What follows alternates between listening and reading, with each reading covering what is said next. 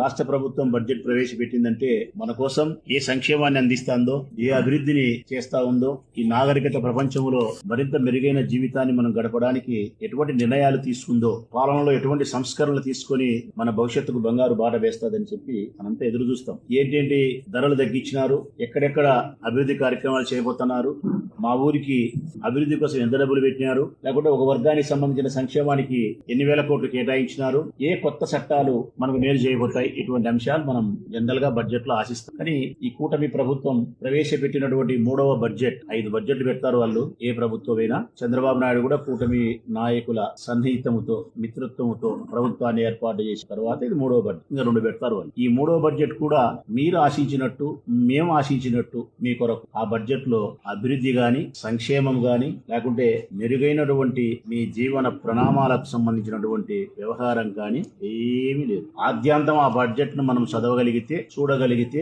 అందులో కనిపించేది కోతలు కనపస్తాయి, వాతలు కనపస్తాయి, కూతలు కనపస్తాయి. చంద్రబాబు నాయుడు కూతలు ఇంతే. ఈ బడ్జెట్ ఆద్యాంతం మనం వినగలిగితే, చదవగలిగితే కోతలు, వాతలు, కూతలు. ఏంటి ఈ కోతలంటే, లాస్ట్ సంవత్సరం ఒక 5 లక్షల మంది, జగన్మోహన్ రెడ్డి ఒక 70 లక్షల మందికో 72 లక్షల మందికో పెన్షన్ ఇచ్చిపోతే ఒక 5 లక్షల మందిని కోసినారు చూడు, ఈ కోత. ఇప్పుడు మళ్ళీ ఈ సంవత్సరం ఈ బడ్జెట్ లో 8 లక్షల మంది పెన్షన్దారులకు కోత కోయడానికి రంగం సిద్ధం చేసి, 8 లక్షల మందికి. అమ్మఒడి 82 లక్షల మందికి ఇవ్వాలా, 50 లక్షల మందికి కోత. 15,000 రూపాయలు డబ్బులు ఇవ్వాలా, ఇయ్యరు. 8 ఇచ్చినారు, 10 ఇచ్చినారు, 12 ఇచ్చి కోత. లేదు, గ్యాస్ సిలిండర్లు ప్రతి సంవత్సరం 3 ఇవ్వాలా. పోయిన సంవత్సరం 1 ఇచ్చినారు, 3 ఎగరగొట్టినారు ఒక సంవత్సరం. ఈ సంవత్సరం కూడా 3 సిలిండర్లు ఇవ్వడానికి 1,58,00,000 మంది గ్యాస్ కనెక్షన్లు ఉండబడిన వారికి 3 సిలిండర్ల చొప్పున ఎంత డబ్బు అయితే కావాలనో అంత డబ్బు బడ్జెట్ లో పెట్టారు. అంటే మళ్ళీ ఆడ కూడా పడినోనికి పడుతుంది, పడనోనికి పడిన వానికి సైతం 3 గ్యాస్ సిలిండర్లు అయితే పడదు. ఇది ఇట్లా రైతులు 20,000 రూపాయలు చంద్రబాబు నాయుడు ఇవ్వాలా, 6,000 రూపాయలు సెంట్రల్ గవర్నమెంట్ ఇవ్వాలా. సెంట్రల్ గవర్నమెంట్ 6,000 ఇస్తా అంది. ఈయన ఇవ్వాల్సిన 20,000 రూపాయలు ఒక సంవత్సరం ఎవరగొట్టినాడు. పోయిన సంవత్సరం 55 లక్షలకి ఇవ్వాల్సి కోత కోసి, పోనీ 20,000 రూపాయలన్నా ఇచ్చినాడా అంటే 2 సార్లు 5,000 ఇచ్చినాడు, 2 సార్లు 5,000, 10,000 అంటే 2 సంవత్సరాలు కట్టి కలిసి అయినా 30,000 ఎగరగొట్టాడు రైతు. ఈ సంవత్సరం కూడా మళ్ళా కోతే. రైతులకు పెట్టుబడి సాయములోను కోతే, ముసలి వాళ్లకు, వృద్ధులకు, వికలాంగులకు, వితంతులకు ఇచ్చే పెన్షన్ లోను కోతలే, పిల్లలు చదువుకునే దానికి అమ్మఒడి ఇచ్చే దాంట్లోనూ కోతలే, గ్యాస్ సిలిండర్స్ 3 సప్లై చేసే దాంట్లోనూ కోతలే, 16 రకాల సర్వీసులు ఉంటే 6 రకాల సర్వీసులు ఇచ్చి ఉచిత బస్సు అని చెప్పి అక్కడ కోతలే. ఇవి కోత. ఇక వాతలే ఉన్నాయి, కరెంటు బిల్లులు పెరగబోతున్నాయి. ఇది పెద్ద వాత మీకు. ప్రతి నెల ఏదైనా ఒక ఆస్తి కొనాలంటే రిజిస్ట్రేషన్ ఛార్జీలు పెరగబోతున్నాయి, ఇది వాతే మీకు. ఇది కాకుండా నిత్యావసర వస్తువుల ధరలు అన్ని పెరిగినాయి, ఇంకా పెరగబోతున్నాయి, ఇది వాతే.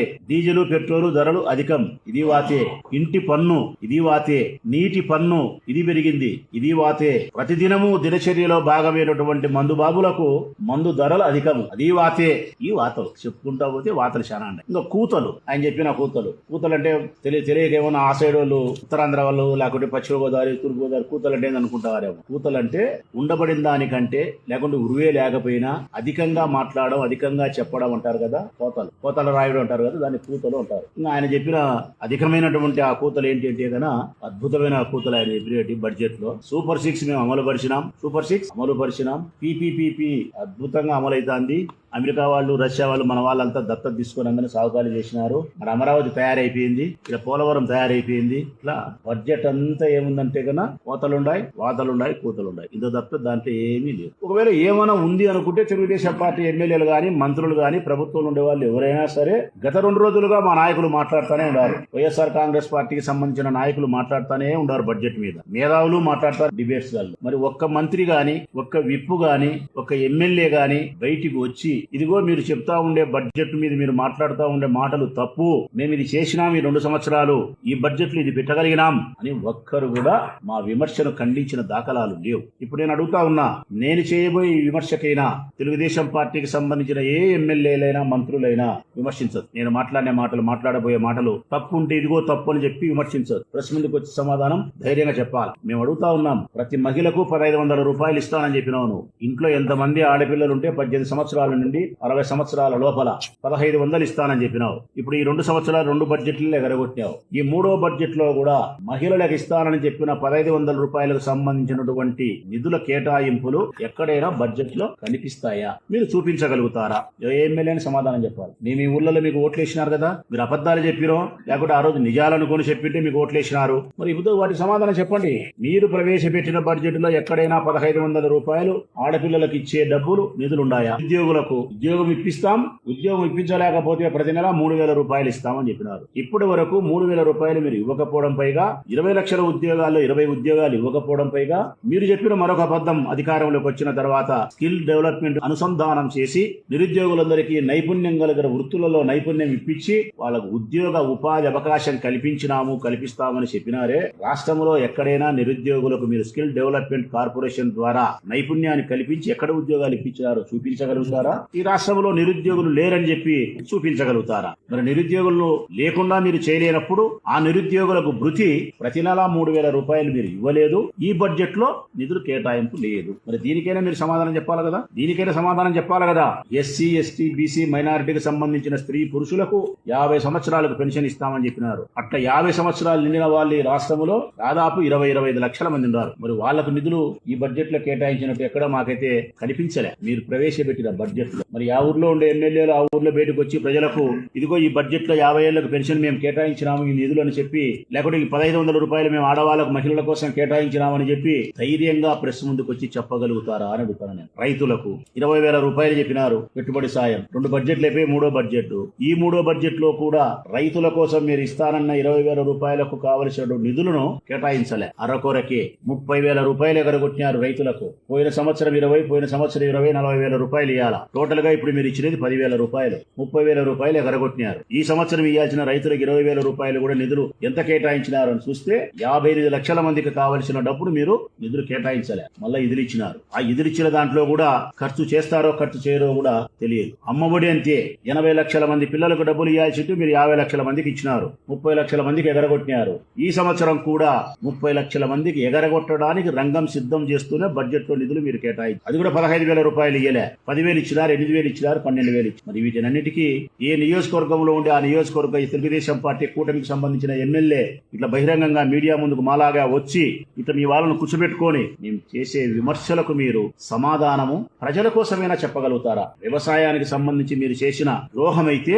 ఈ ప్రభుత్వానికి ఉప్పు పాత్ర వేసినా కూడా తక్కువ కాదు. ఎందుకంటే మీరు చేసిన అన్యాయం అంతా ఇంత కాదు. రైతు బిడ్డలకు మొట్టమొదటిది 20,000 రూపాయలు పెట్టుబడి సాయం ఇస్తామని చెప్పి మొదటి సంవత్సరం 20,000 రూపాయలు ఎగరగొట్టడం. 2వ సంవత్సరం బడ్జెట్ లో మేము ఇస్తామని చెప్పి కేటాయించి 10,000 ఇచ్చి 10,000 ఎగరగొట్టడం. ఈ 3వ సంవత్సరం కూడా 20,000 రూపాయలు ఇవ్వడానికి కావాల్సినటువంటి నిధులను మీరు కేటాయించకపోవడం. రెండవది అత్యంత దుర్మార్గం. మీ ప్రభుత్వం ఏర్పడిన తర్వాత 4 ప్రకృతి వైపరీత్యాలు సంభవించినాయి. ఇప్పటికి మీడియా సోదరులకు కూడా తెలుసు. ప్రతి ప్రకృతి వైపరీత్యం సంభవించినప్పుడు మేము ప్రెస్ మీట్ పెట్టి చెప్పినాం ఎంత నష్టం జరిగింది, పశువులు ఎన్ని చనిపోయినాయి, గృహాలు ఎన్ని పోయినాయి, డబ్బులు ఎంత నష్టం జరిగింది, పంట నష్టం ఎంత జరిగింది, పెట్టుబడి ఎంత పోయింది. 4 ప్రకృతి వైపరీత్యాలు జరిగితే ప్రజలారా ఈ 4 ప్రకృతి వైపరీత్యాలకు సంభవించినప్పుడు జరిగిన నష్ట పరిహారాన్ని ఈ ప్రభుత్వం కూటమి ప్రభుత్వం ఒక్కదానికి డబ్బులు ఇలే. ఒక్క ప్రకృతి వైపరీత్యానికి కూడా మీరు డబ్బులు కట్టలే. మిమ్మల్ని ఈ ప్రభుత్వాన్ని ఉప్పు పాత్ర వేయాలన్నా వేయకూడదా? ఇంత బడాయి మాటలు ఎందుకు మీకు? నేను చెప్పింది కూతలని. ఇది కూతల ప్రభుత్వమే, చేతల ప్రభుత్వం కాదు. ఇంకా దారుణం అన్యాయం ఏందంటే గనా, చాలా అన్యాయం ఏందంటే గనా 25-26 సంవత్సరానికి సంబంధించి రబీ కాలానికి సంబంధించినటువంటి పంటల బీమా చేసుకునే దానికోసం రాష్ట్ర ప్రభుత్వం జీవో విడుదల చేయలే. ఒక రైతు తన పంటకు బీమా చేసుకోవాలంటే ఈ రాష్ట్ర ప్రభుత్వము జీవోను విడుదల చేయాలంటే అవకాశాన్ని కల్పించాలి. కేంద్ర ప్రభుత్వంతో టైఅప్ అయి రాష్ట్ర ప్రభుత్వం చెల్లించాల్సినటువంటి బీమా కోసం చెల్లించాల్సినటువంటి డబ్బును చెల్లిస్తూ పంట నష్టం జరిగితే ఇవ్వాల్సినటువంటి బీమా సౌకర్యాన్ని పొందడానికి రాష్ట్ర ప్రభుత్వం సహకారాన్ని అందిస్తూ జీవో విడుదల చేయాలి. ఇంతవరకు ఏ ప్రభుత్వమైనా ఈ సౌకర్యాన్ని కల్పించింది? ఈ ఒక్క ప్రభుత్వమే 25-26 సంవత్సరానికి సంబంధించి రబీ పంట కాలములో రైతులకు బీమా సౌకర్యాన్ని కల్పించకుండా జీవోని విడుదల చేయలేదు. దీనికి చాలు. మిమ్మల్ని ఎంత చెడ్డగా మాట్లాడినా కూడా తక్కువే అవుతాది. పొరపాటు మేము నోరు జారి మిమ్మల్ని అన్పార్లమెంటరీ లాంగ్వేజ్ ఉపయోగించినా కూడా తప్పు కాదని నా ఉద్దేశంలో. రైతుల విషయంలో మీరు చేసిన ద్రోహానికి మేము మర్యాదస్తులం, సంస్కారవంతులం కాబట్టి అయ్యా ముఖ్యమంత్రి గారు అంటున్నాముగా. ఇది పక్కన పెడదాం. ఇంకొకటి మీరు చేసినది ఏంటంటే ఇప్పటి వరకు ఏ రైతు పండించిన పంటకు మద్దతు ధరను మీరు ప్రకటించలే, కొనుగోలు కేంద్రాలు కేంద్రాలు ఏర్పాటు, మద్దతు ధరను ప్రకటించి కొనుగోలు కేంద్రాలు ఏర్పాటు చేసి రైతుల దగ్గర నుంచి మీరు శనిగలు గాని, జొన్నలు గాని, మొక్కజొన్న గాని ఇవన్నీ కొనాల్సిన అవసరం ఉంది. ఇప్పుడు శనిగలైతే రోజు రోజుకు రేటు ఇప్పుడు క్వింటా 4,800 కాడికి వచ్చింది. 5,600 ఉండేది 4,800కి వచ్చింది. మీరు మద్దతు ధర, రాష్ట్ర ప్రభుత్వం మద్దతు ధర ఇప్పుడు ఉండే ప్రకారం చూస్తే గన, మన దాంట్లో చూస్తే కూడా కనపస్తుంది 5,650 రూపాయలు ఉంది. నిజంగా ఈ ప్రభుత్వం మంచిదైతే గన 5,650 రూపాయలు మద్దతు ధరను ప్రకటించి కొనుగోలు కేంద్రాలను ఏర్పాటు చేసి శనిగ రైతుల దగ్గర నుంచి శనిగలు మీరు కొనాలి. కనీసం ఒక రైతుకు 5 ఎకరాలు 10 ఎకరాల భూమి ఉంటే ఈ ఏర్పాటు మీరు చేయకపోవడం వలన ఒక్కొక్క రైతు నష్టము 1,00,000-2 లక్షల గోడౌన్లో పెడితే రేటు ఆడిపో. గోడౌన్లో మోసాలు కూడా జరుగుతున్నాయి, అమ్ముకుంటున్నారు. అవి మళ్ళీ పంచాయతీలు అవుతున్నాయి. ఇమ్మీడియట్ గా మేము ఈ రాష్ట్ర ప్రభుత్వాన్ని డిమాండ్ చేస్తున్నాం. రైతుల యొక్క క్షేమం మీరు ఆశించిన వాళ్ళైతే మద్దతు ధరను ప్రకటించి కొనుగోలు కేంద్రాలను ఏర్పాటు చేసి శనిగ రైతులను గాని, మొక్కజొన్న రైతులను గాని, లేకపోతే జొన్నలు గాని, ఇంకా ఇతర పంటలను మీరు కొనుగోలు చేయాలి. ఇక భవిష్యత్ కాలంలో కూడా రైతులు బీమా సౌకర్యాలు కల్పించుకునేదాని జీవోను ప్రతి సంవత్సరం నవంబర్ 15 నుంచి డిసెంబర్ ఆఖరి వరకు ఇస్తారు. ఈ లోపల చేసుకోవాలని చెప్పి మిమ్మల్ని ఏమనాలి? మిమ్మల్ని మీకు ఎందుకు ఇంత బడాయి అనిపిస్తుంది? నాకు అది అయిపోయింది. మీరు మోసం చేయలేదు ఎవరు నెబ్బ నాకు తెలియక అడుగుతా. మోసం చేయండి. విద్యార్థులు చేసినారు. విద్యార్థులు ఫీజు రియంబర్స్మెంట్ పథకాన్ని పూర్తిగా మీరు అటకెక్కించి పిల్లలకు ఫీజులు కట్టకపోవడం వలన కాలేజీలో ఉండాల్సిన పిల్లలు వీధిలో ఉన్నారు, ఇంట్లో ఉన్నారు, బకాయిలు పెట్టినారు. ఇప్పుడు ఈ బడ్జెట్ లో కూడా మీరు ఫీజు రియంబర్స్మెంట్ కు సంబంధించిన నిధులను కేటాయింపు మీరు చేయలే. విద్యను సర్వనాశనం చేసి పెట్టినారు. జగన్మోహన్ రెడ్డి ఏ రోజు అయితే దిగిపోయినాడో అధికారం నుంచి, మీరు అధికారంలోకి వచ్చినారో ఆ రోజు నుంచి ఈ రాష్ట్రం సర్వనాశనం. ఆ సర్వనాశనంలో ప్రప్రదంగా సర్వనాశనం అయిపోయినది విద్యా విధానం. ఆ విద్యా విధానంలో కూడా మీరు చేసిన తప్పిదం ఏంటంటే, ఆ విద్యా విధానంలో కూడా దీంట్లో చదివితే నాకు అర్థమవుతా ఉంది. టోఫెల్ రద్దు చేసినారు, సెంట్రల్ సిలబస్ రద్దు చేసినారు, ఐబీలు రద్దు చేసినారు. మంత్రితో నిన్న చెప్పిస్తున్నారు శాసనసభలో. సెంట్రల్ సిలబస్ రద్దంట, ఐబీ రద్దంట. జగన్మోహన్ రెడ్డి ఏదైతే విద్యార్థుల కోసం తీసుకొచ్చినాడో వాటిని రద్దు చేసినారు. ఫీజు రియంబర్స్మెంట్ కంప్లీట్ గా బకాయిలు అట్నే పెట్టినారు. ఆరోగ్యశ్రీకి చెల్లించాల్సినటువంటి బకాయిలు చెల్లించకపోవడం, పైగా అసలు ఆరోగ్యశ్రీ అనేది రాష్ట్రంలో ఉందా అని చెప్పి ప్రజలు అడుగుతున్నారు. అది సర్వనాశనం చేసినారు. మీరు మోసం చేయనేది ఎవరిని? విద్యార్థులు చేసినారు, నిరుద్యోగులు చేసినారు, వాళ్ళకి నిరుద్యోగ భృతి ఇకపోయి, ఉద్యోగస్తులు చేసినారు, వాళ్ళకి 32,000 కోట్ల రూపాయల పాత బకాయిలు చెల్లిస్తామని చెప్పినారు. వాళ్ళ పిఆర్స్ అన్నారు, ఎస్ఆర్స్ అన్నారు, వాళ్ళ డిఏలు అన్నారు. ఏ ఒక్కటి ఉద్యోగులకు సంబంధించిన ప్రయోజనాన్ని ఏ ఒక్కటి కూడా మీరు చేయలే. ఉద్యోగులను మోసం చేసినారు. నిరుద్యోగ భృతి ఇవ్వకుండా నిరుద్యోగులకు 20 లక్షల ఉద్యోగాలు ఇవ్వకుండా వాళ్ళను మోసం చేసినారు. చదువుకునే పిల్లలకు ఫీజులు కట్టకుండా వాళ్ళకు మోసం చేసినారు. అనారోగ్యంతో ఉండే వాళ్ళను కాపాడే దానికోసం ఆరోగ్యశ్రీకి చెల్లించాల్సిన నిధులు పాత బకాయిలు చెల్లించకుండా వారిని అన్యాయం చేసినారు. రైతులకు ఇవ్వాల్సిన పెట్టుబడి సాయం ఇవ్వకుండా రైతులకు అన్యాయం చేసినారు. రబీ కాలంలో బీమా పథకం జీవో విడుదల చేయకుండా నాశనం చేసినారు. 4 ప్రకృతి వైపరీత్యాలు సంభవిస్తే ఒక్కదానికి డబ్బులు కట్టకుండా నాశనం చేసినారు. పంటలకు మద్దతు ధరను కొనుగోలు కేంద్రాలు ఏర్పాటు చేసి మద్దతు ధర ఇచ్చి కొనాల్సిన మీరు కొనకుండా అది నాశనం చేసినారు. కాకుండా మహిళలకు ఇస్తామని చెప్పిన మీరు ఆశ పెట్టిన డబ్బులు ఒక్క సంక్షేమ పథకం 1,500 రూపాయలు ఇచ్చినారా? గ్యాస్ ఇచ్చినారా? కరెక్ట్ గా అమ్మఒడి కరెక్ట్ గా ఇచ్చినారా? 50 ఏళ్ళకి పెన్షన్ కరెక్ట్ గా ఇచ్చినారా?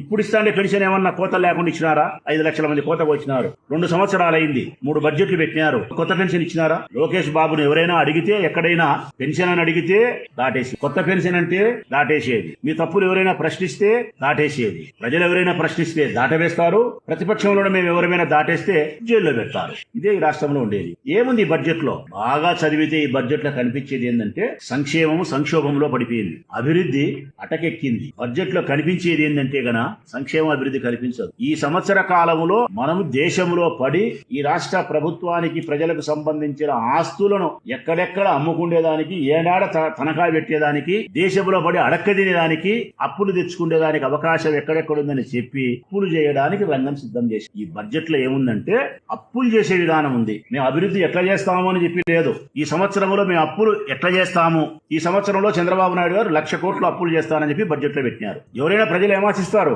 ఈ సంవత్సరంలో మా రాష్ట్రం 1,00,000 కోట్ల రూపాయల అభివృద్ధి కార్యక్రమాలు జరుగుతాయి, లేకుంటే 1,00,000 కోట్ల రూపాయల సంక్షేమం ప్రజలకు అందుతుంది అని ఆశిస్తారు. అది లేదు బడ్జెట్ లో. ఈ సంవత్సరం 1,00,000 కోట్లు అప్పు చేస్తాడంట. ఎట్లా అప్పు చేస్తాడంటే ఇదిగో ఇట్లా అని బడ్జెట్ లో పొందుపరిచి, బడ్జెట్ లో ఉండేది ఏంటంటే నేను అప్పులు ఎట్లా చేస్తా, ఈ అప్పులన్నీ ఎవరి నెత్తి మీద పెడతారు ప్రజలరా? నీ తలకింతని చెప్పి తల మీద పెడుతున్నాడు ప్రజలకు. ఒక్కొక్క తలకు ఇన్ని లక్షల రూపాయలు, ఇన్ని వేల కోట్ల రూపాయలు చేసి, ఇన్ని లక్షల రూపాయలు, ఇన్ని వేల రూపాయలు మీ నెత్తిన అప్పు పెడుతున్నాడు, బండ పెడుతున్నాడు.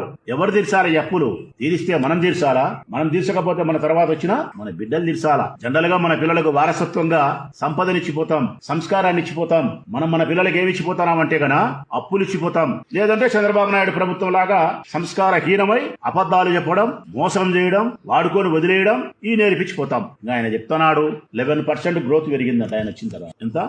11% గ్రోత్ పెరిగితే ఎక్కడైనా 11% కాదు, ఏదైనా సరే ఒక గ్రోత్ పెరిగితే, ప్రభుత్వం యొక్క గ్రోత్ పెరిగితే ఇమ్మీడియట్ గా పెరిగేది ఏం తెలుసునా? ట్యాక్స్ పెరుగుతుంది. హై గ్రోత్ వస్తే ప్రజల దగ్గర నుంచి ప్రభుత్వానికి హై ట్యాక్స్ వస్తుంది. గ్రోత్ మటుకు 11% పెరిగిందంట, ట్యాక్స్ మాత్రం 2% పెరిగింది. ఇది చీటింగా కాదా, మోసమా కాదా? Sale tax. టోటల్ గా ఎకానమీని ఒకసారి గమనించగలిగితే ఈ రాష్ట్రంలో అప్పులు పెరిగినాయి, వడ్డీలు పెరిగినాయి. ఈ అప్పులు వడ్డీలు ఈ ప్రభుత్వం కట్టలేకపోతే మనం కట్టాల్సి వస్తుంది. నిజంగా అప్పులు వడ్డీలు ఎప్పుడు పెరుగుతాయి? ఆదాయం తగ్గినప్పుడు. ఉదాహరణకు ఉద్యోగస్తుడు ఉంటాడు, ఉద్యోగస్తుడికి జీతం 10,000 వస్తుంది. 10,000 వచ్చిన జీతం పెరగకుండా ఆ ఉద్యోగస్తుడు 12,000 రూపాయలు ఖర్చు పెడితే ఏమైతుంది? మెల్లిమెల్లిగా అప్పులకు వడ్డీలు పెరిగి తడిసి మోపెడై దాని తర్వాత మన కొడుకుకు భారం అవుతుంది. ఈడ కూడా అంతే. జీతము పెరగకుండా ఖర్చులు పెరిగితే అప్పులు అవుతాయి, అప్పులకు వడ్డీలు పెరుగుతాయి, పిల్లలకు నువ్వు అప్పులు ఇచ్చిపోతావు. ఈ రాష్ట్రంలో ఆదాయం పెరగకపోతే, సంపద సృష్టించకపోతే, నువ్వు సంపద సృష్టిస్తా అని చెప్పినా కదా పెద్దమ్మ కూడా, నువ్వు సృష్టించలేకపోయినావు కాబట్టి అప్పులు పెరిగినాయి, అప్పులకు వడ్డీలు పెరిగినాయి. ఆ అప్పులని మా నెత్తిలో పెట్టి నువ్వు పోతున్నావు. అన్ని ఎకనామిక్ గా నువ్వు చెప్పిన మాటలు అన్ని అబద్ధాలే, బోగస్. ఏ కమిషన్ దగ్గరైనా కూర్చొని మాట్లాడే శక్తి నీకుందా, వాదించే శక్తి అంటే నాకు తెలిసి 2 నిమిషాలు వాదించలేవు. కారణం వాదనలో పసే ఉండదు, బలమే లేదు, అన్ని అబద్ధాలే. నువ్వు చెప్పినట్టు తప్పులే. మేము వాదించగలుగుతాం, మీ మంత్రులు గాని మీరు గాని ఎవరు ఇస్తే మేము వాదించగలుగుతాం. ఇన్కమ్ ట్యాక్స్ ఏంది, సేల్ ట్యాక్స్ ఏంది, ఎకానమిక్ గ్రోత్ ఏంది, ఈ రాష్ట్రం ఏ పరిస్థితుల్లో ఉంది, ఇక ఈ 3వ సంవత్సరం అయిపోతుంది. ఇంకా 4-5 సంవత్సరం ఏముంది ప్రజలారా? ఈ 3 బడ్జెట్ల ఆధారంగా మనకు ఎవరికైనా కొంచెం జ్ఞానం ఉంటే అర్థం చేసుకుంటే 4-5 బడ్జెట్ ఏ విధంగా ఉండబోతుందో తెలిసిపోతుంది. 1, 2, 3 చూసిన తర్వాత 4-5 ఎట్లుంటుందంటే ఇంతకంటే దుర్మార్గంగా, ఇంతకంటే దారుణంగా ఉండబోతుంది. ఫైనల్ గా ప్రజలకు మీకు నేను చెప్పేది ఏంటంటే, చంద్రబాబు నాయుడు ఎన్నికల కంటే ముందు ఏది చెప్పినాడో ఆ ఏ ఒక్క హామీని కూడా 5 సంవత్సరాల కాలంలో మీకు నెరవేర్చలేకపోయినాడు, నెరవేర్చలేడు.